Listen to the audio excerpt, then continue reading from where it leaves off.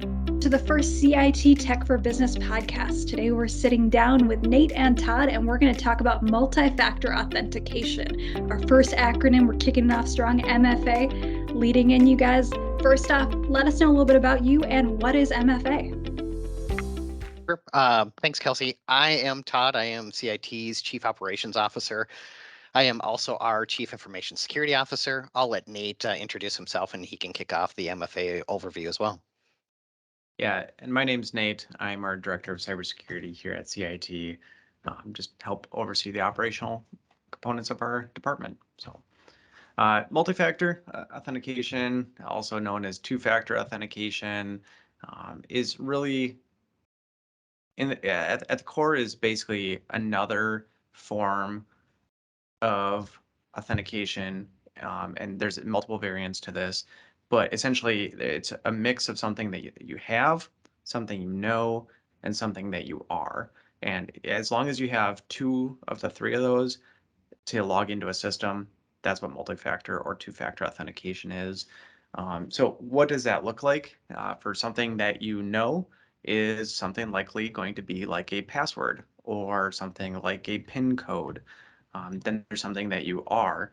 That's something that's going to be like biometrics. So for example, in order to log into some computers, you need to touch your fingerprint, or you see things on some of those crime shows where they're doing the iris scanning to get into the secure facilities. That's something that you are. Then there's something that you have, and this is where this is most common in business, due to privacy concerns with the biometrics and everything. But something you have is something that's going to look like either your cell phone, and in order to do like a push notification to it, it's going to be something that could be a USB that you have to plug in. So I have in front of me a hardware token that in order to log in, after I put in my password, I plug this into my computer, I touch it, and it just activates and sends off another code. So that's another form. And then they even have ones, I have another little hardware token in front of me, which looks like a little credit card. This is something where it has a little battery in it. I click on it, it generates a 6-digit code. And then from there, I enter in that code as well. So I've put in both my password and a code from something that is in my possession. So that's what multi-factor is in general. Where is it used is a whole different discussion, and I'll let Todd take that over. Well, I wanted to back up just a hair before we went too far where we use it. It's been around for decades. It's not a new technology. People have been using it for banking where you get a text message or something along those lines. That's typically referred to as 2FA. But the reason why I interrupted Nate is I just kind of wanted to kind of back up and say, why do we use it, right? And the biggest reason that typically comes up, and everybody that's here can kind of expand on it, but what ends up happening is that people typically have issues with passwords. Passwords are painful, they're difficult to remember, so people tend to make them easy to remember. And that's, your phone number, your childhood best friend, whatever it is, your pet. And what makes matters worse is that people then use that password everywhere. And if you're looking at social media or LinkedIn, your work email and accounts, et cetera, more often than not, most people tend to reuse it over and over and over again. Inherently, what ends up happening is if something ever happens, and it could be anything from, if you're in the Twin Cities, there was a Star Tribune hack. There was also a hack that happened on the meters downtown Minneapolis, where they were able to take account names and passwords and post that onto what's referred to the dark web. And once that's been out there, if you've ever had that information harvested from you, it's now out in the wild. So how do you protect it? That's where multi-factor comes in. So just want to make sure we covered that piece real briefly, so we've got that whole picture of what it is, where it came from, why we're worried about it. The answer is passwords are bad. People hate them. And we can get into that a little bit later on. What can we do about it? Can we rely more on biometrics at some point in the future? But that's a little bit off topic of where we're at the moment. Where most people will try to implement a multi-factor authentication tool set is on anything that's quote unquote internet facing. more often than not, one of the larger threats that we're seeing in our business, and this has been true for years. We've been kind of banging the drum on multi-factor for about 5 years at least, and that's how long I've been at CIT. So you can kind of see a correlation there. But um, email is probably the biggest. So Microsoft has done a really nice job of pushing everybody to the cloud. Google's doing the same. They're huge providers. Once people move their email to the cloud, some of the inherent security that was in having email inside an organization started to be exposed to the internet. And typically most people were signing in with an email address, which is more often than not first name, first letter, last name, or vice versa. And then at the company, so that part's super easy to figure out. And then you just start going down the list, right? It's winter 2022 exclamation point and so on. And I'm in. So in order to protect that, that's where multi-factor is coming along. A quick stat that comes to mind. So this was all the way back in 2019, but Microsoft did push out an article. I'm sure that the numbers have only increased since then, just given the nature that people continue to move to the cloud. But back in 2019, Microsoft put out a article that said their login services for their cloud services have attempted logins over 300 million times a day that were fraudulent. And so the article is saying if you implement multi-factor authentication on the accounts, it reduces the risk of account compromise by 99.9%. Right? It's there's a couple different attacks that people are going to take to try and get to your account. Phishing, we've talked about phishing here at CIT many times, but phishing, for those that don't have the full understanding on that, is an attacker will send you a fraudulent email, attempt to elicit your username and password, and then they'll use that to then log into your account. So it's a fraudulent way of capturing your credentials. That's one method. One of the other common methods, which, for example, Todd had mentioned, is password reuse. If you're compromised on one account, you reuse the same password and it's leaked out on the dark web. You take that and go attempt to log into other services with that. And then the last one is just what they call password spraying. So or password stuffing, you just attempt to push as many passwords as possible for a particular user until one is successful, right? And um, by having the multi-factor, all of those methods are defeated. There is some considerations to take into play, which we can get into a little bit later too. But for the majority, if you just implement multi-factor, you reduce about 99.9% of all attempts to log into the system fraudulently. So you kind of mentioned that already about the statistics. Do you have a rough idea of what number of attacks are coming from email? So we can use our own examples of what we're seeing most of our customers suffer from. Does it typically end up being in the world of cybersecurity, they refer to it as business email compromise? Do you have a sense on how many attacks we see coming in through email specifically? Thousands. Uh, Even if we take a look at CIT systems, if I pull up any given day, there's hundreds of them, right? It's just the simple fact of the password spraying is real, right? Everyone has our email addresses. It's either in someone's database dump, right? Because, for example, if we continue to push on things like the Star Tribune or the Minneapolis, the parking that was compromised, right? And they had the email addresses. If you've ever used your work account for that, it's floating out there. It's on a list. People are just going to attempt it with all the common passwords. There's some big password lists out there that are known to be highly effective because people tend to just pick bad passwords across the board. So yeah, it's hundreds of times a day for any organization, even if you're small. Yeah. Yeah, I think that's great. It's a great key.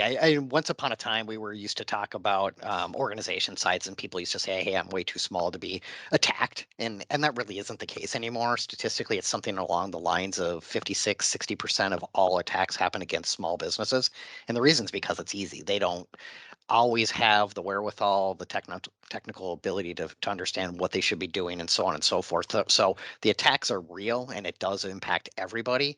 I'm sure people see it even happening at home. I get stuff from PayPal and Apple and you name it. I get attacked all the time that I need to click on something or reset something all the time. Staying on statistics, the reason why I asked Nate about the percent of attacks is I think it's still somewhere in the high 90s of all attacks that are coming in tend to be phishing, and that's somewhere in the high 90s. And as he mentioned, if you can protect services and your identity with 99.9%, I mean, that's significant, right? And the number one tool being MFA. There are some statistics. We can share this out too. You probably, for those that are listening, won't be able to see this, but we can share it in the channel. And if you're interested, we can find ways to get you the information as well. But there was the United National Cybersecurity Chief said that 80 to 90% of all attacks, not just email, all attacks can be circumvented by having multi-factor in. So how we started out this meeting is what is it? What's the threat? And what are you doing about it? Ultimately, that's why we keep talking about multi-factor authentication. One last statistic in case you're wondering, well, sure, this has been something you've talked about for years. We've got it. Statistically, there was 55% of all organizations have multi-factor enabled. Only 55%, so only half.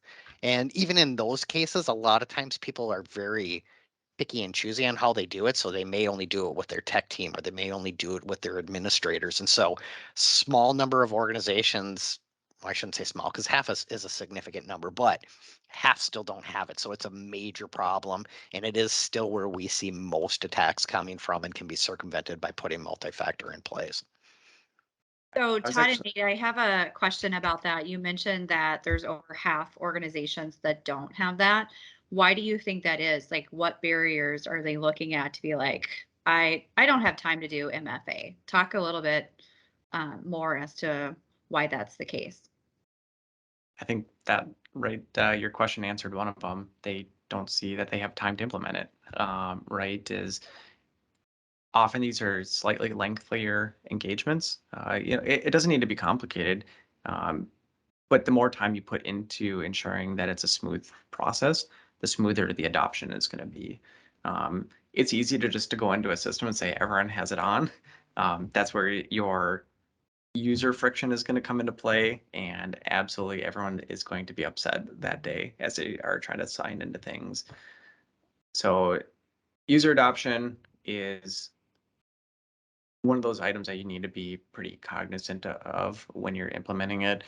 There's also some additional strategies that you need to take in order to actually implement it successfully. So for example, if the user friction is, I don't want to put this code in every single time I'm logging in, you can do things to say, well, maybe let's bypass multi-factor from within the office, right? There is some residual risk there that maybe the organization is willing to accept, because for the most part, if someone does have the password and they are attempting to log in, it will likely come from outside of the office. That doesn't mean that maybe that user's computer is compromised and there's some type of script that calls in from internally. But again, the likelihood is significantly reduced. So if your employees are constantly working from the office, you could still bypass multi-factor.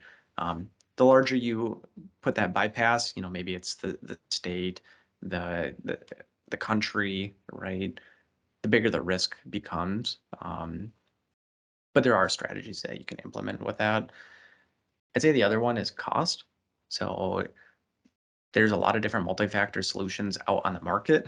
So if you're only looking at doing something like email, all of the major email providers now are implementing it or offering it for free, right? You can implement it in Office 365, G Suite. There's no additional cost.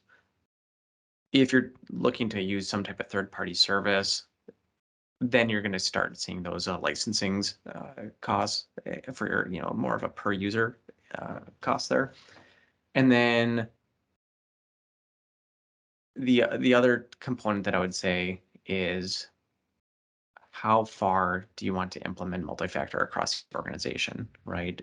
Todd mentioned that the most common one that's going to be abused is going to be your email system. So start there. then you can start looking at other services as well, such as your VPN, critical business applications.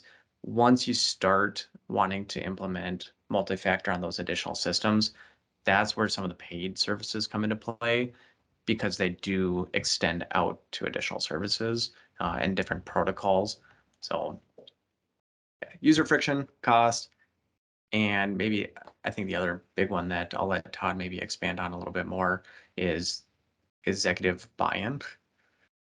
Yeah, I would say the two things that I would say by far are the biggest thing that I see as resistance is more often than not, when you go through it, you are going to put a little bit of friction in between your employees and them getting work done. The typical pushback that you will get back from that employee is, I'm holding up my phone. This is my phone. The company doesn't pay for it. I'm not putting your business application on my phone. The reality is there are ways to start to build the adoption, right? So you can be a little forceful with it, and you say, okay, great. Well, we're just going to give you a token. We're going to give you a business phone. And bear with me when I walk through some of this, because I'm not actually encouraging you to go out and buy 100 phones. But when you start to go, hey, employee, I'm going to give you a phone, and they've got their own person, they're going to be like, I don't want two phones just to avoid putting in the 6-digit code, and they'll usually adopt it. Or you give them a token and they're like, this is inconvenient. I have to make sure I have it with me when I'm logging in from home. I got to go grab my keys because it's on my keychain, whatever the case may be. That's usually where they're kind of pushing back. And then inevitably what ends up happening is you go, okay, well, here's a solution, here's a solution, here's a solution. They're like, the reality is it's so convenient to just have it on my phone that I carry with me everywhere anyway. I'll just go ahead and do it. And the reality is it's not really all that complex. It's not a heavyweight thing. It's not dipping into any of your personal information. It's just an app. And it's only doing a couple of things. It's either generating a 6-digit code or longer, or it's pushing you with content that says, is this you? Nate's correct when it comes to executive adoption. It is inconvenient. A lot of people don't want to be bothered by it. I'll give a good example. And as I said, multi-factor has been around for ages. Back at many, many years ago, early 2000s, I had joined an organization, and the very first thing I did was, our remote connections is really insecure. Let's implement multi-factor. And I implemented it, and it probably lasted about a month before the CEO said, I can't stand it, turn it off. Now, the security threats weren't nearly what they are today, but I learned a lot during that time too. So one of the strategies, or several of the strategies Nate covered already, is you start small. You start going, well, let's start with a small group that are my power users. Maybe it's IT. And then you get a few other people that go, okay, it's working. It really isn't that bad. And you start to expand it. Or you lessen some of the security requirements. As Nate said, you can make an area trusted. It's work is trusted. I've got the adoption in. People are getting used to the fact that when I'm at work, I don't get prompted. When I'm at home, I do. Okay, it's not a big deal. And then you go, okay, we're going to ratchet it up a little bit. We're going to add another location. We're going to add another application. We're going to whatever. And so you can continue to build on the security, and you can get that buy-in just naturally. Probably many people have heard the term, and I don't mean this in a derogatory way, is it's a bit of the boiled frog scenario. Is as you start to do it, they realize, it really isn't that bad. Not that we're trying to boil our employees, but, conceptually is you just do it a little bit at a time, and you're improving your security as you go.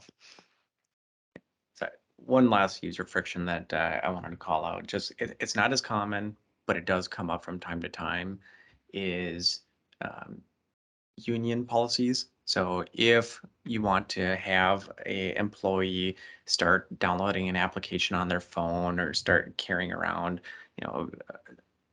a phone just for phone calls and stuff, sometimes union policies will say, well, you need to start reimbursing the employees for that. There is a cost associated with that, and so that definitely feeds into some of the other considerations. That's sometimes where hardware tokens come into play. It's maybe a $20 hardware token, right? Or that's one-time cost. It's not reoccurring. So you can still implement multi-factor without having to, start reimbursing for cell phones or paying for the phones outright.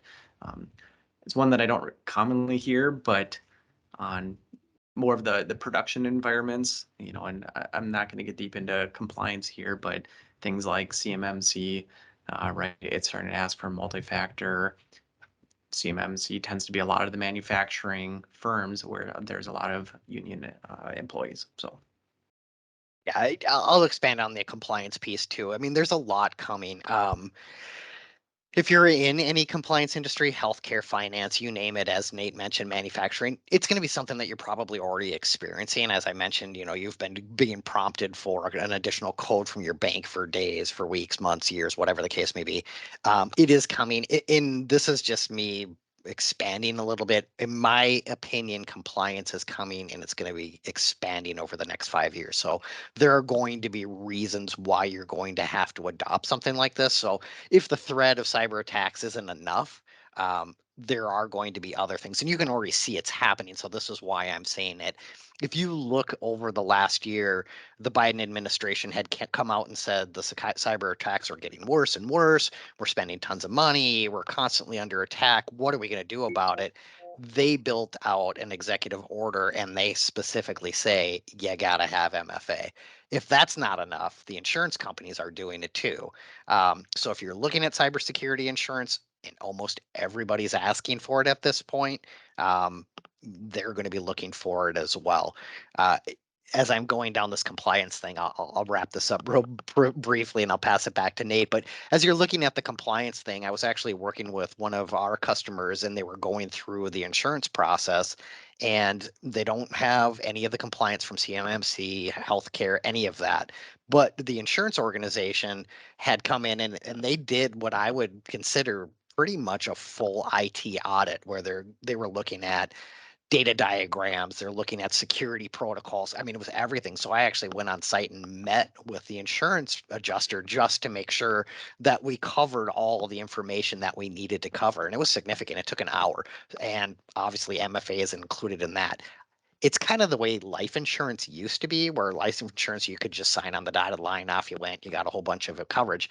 And that's changed over the years too, right? The underwriting is going, now I need blood work and I need to weigh you and I need health background and family history and yada, yada. It's just going to get worse, is where I was going with it. And like I said, I was going to wrap that up quickly and I didn't. So I'll stop talking and pass it back to Nate. yeah, I could interrupt for just a hot second as we've kind of gone down the compliance path and all of these good things, kind of looking at, right, if you're having user friction and you're having people that are like, I don't want to do it, I don't want to have this code pushed to my phone, it's too much work. Why is it effective at actually preventing these attacks? What is it doing? 'Cause for me, I'm like, yeah, I get it, I get the phone, I put it in, and congratulations. And we're saying, yeah, it's 99 or over 99% effective. Why? yeah. Good question there. Before I jump into that, while Todd was talking, I decided to go look at our system here just to see how many of that password spraying attempt I saw in our system. In the last 24 hours, it was just shy of 200 attempts, right? I can see the the logs. So again, we're not a big company by any means. It happens all the time. So um, why is it so effective, right? So if I just called out, there's nearly 200 attempts in the last 24 hours um, to password spray our environment there. The reason why it's so effective is even if a password is compromised, the threat actor is not going to have the other form of multi-factor or the other form, the second form or the third form of multi-factor in order to get into the system. So password, I've showed this to people before, is I say, here's a dummy account in like a Gmail or something, right? Here's the password. I'll give you $100 if you can get into that because I have the multi-factor keys here. It just doesn't happen. I've never paid someone out because they would have to retrieve that file from me or that hardware token from me in order to get into place. So where we typically see multi-factor fail is not the technology in itself. It's still the user. So there are websites that will try and capture the multi-factor token and pass it through to the legitimate site and then redirect the user. So they'll still log in, but it's the user who has fallen for a fraudulent website, still entered in their password and given up the multi-factor code, gave it both of them to the attacker, then the attacker just goes logs in, and there is a timing on these tokens where maybe they're good for 5 minutes, maybe they're good for 15 minutes. It allows for users to have a grace period to access their phone sitting on the desk, access the email, access the text message. So if you give it up right away and then you hand it over to someone immediately, they're going to use it first, right? I just worked with another organization where their multi-factor was a phone call, right? So this is actually a pretty common attack method at the moment. It's called MFA bombing. So what you do is you just bug the user enough until they just say, I can't take it anymore, accept the phone call.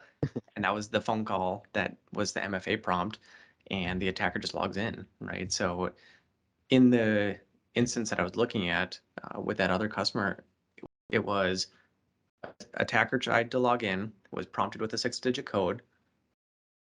They weren't able to get that, so then they switched over to the back stop, which was a phone call, sent the user a phone call. It failed because the user didn't accept it.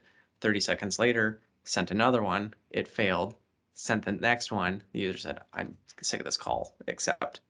And the attacker logged in. So Yeah, another one I'll throw in. We don't see this as often, and the end point of this is you still need training when you deploy the tool, but we have seen people that have deployed the push technology. So that is, I log in and you get a push to your phone that says, was this really you?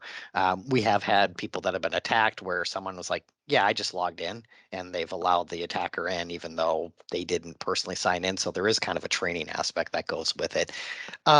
One last thing that I kind of wanted to dive into, I know we talked about the threats and the attacks and whatnot, but as we're wrapping this up, I just kind of wanted to kind of re-illustrate some of the real concerns. And ultimately, we talked about compliance, we talked about the threats, we talked about all of that stuff. The reality is the reason behind that is because of the cost, and the cost is built up from a lot of different things. It's from the ransomware. If you get attacked from ransomware is more often than not, nowadays they start around $1 million and they start to get talked down to something real.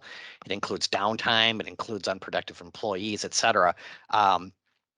Looking statistically, the last time I looked at it, we were somewhere on average. So that's average across all SMB market, not you're a bigger company, you get bigger ransomwares, et cetera. It's about $500,000.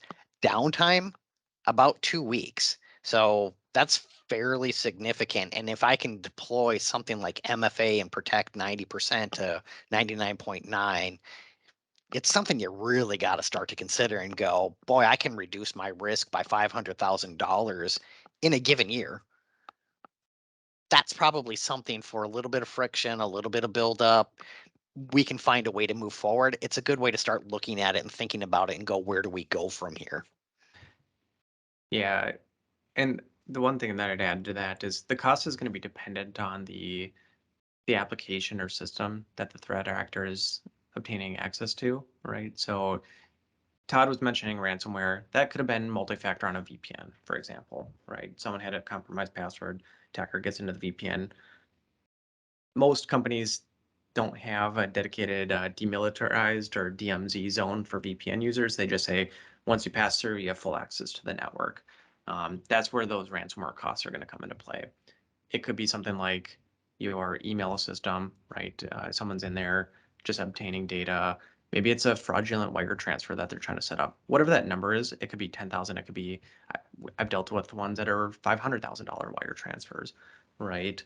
It's just a matter of what are they accessing, what are the costs, and whatever the remediation costs are, I promise it's less, or sorry, I promise that it's far more than the cost of implementing multi-factor at the end of the day. So Yeah, so kind of as a last thought from me, and Nate can jump in on this too if he's got any. But the last thing I have is we did talk about sometimes there's friction, sometimes there's a technical hurdle, if you will, because there are ways to go about it. There's paid solutions, et cetera.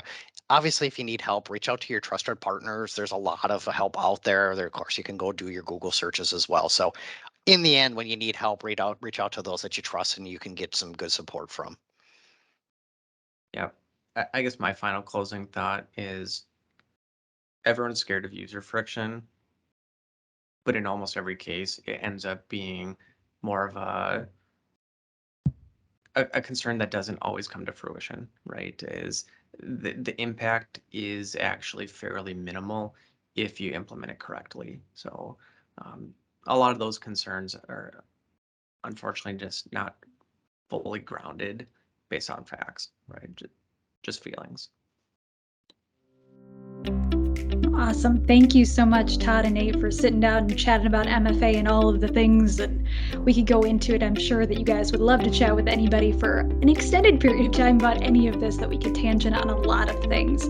But that wraps up our first Check for Business podcast here today. If you guys have more questions that you want to ask Todd and Nate, feel free to reach out to info@cit-net.com or give us a call 651-255-5780. Or else we're also online at www.cit-net.com, but that's our little marketing spiel on there, that they're here to answer your questions anytime about any cybersecurity needs or technology for business, and we will chat with you guys next week.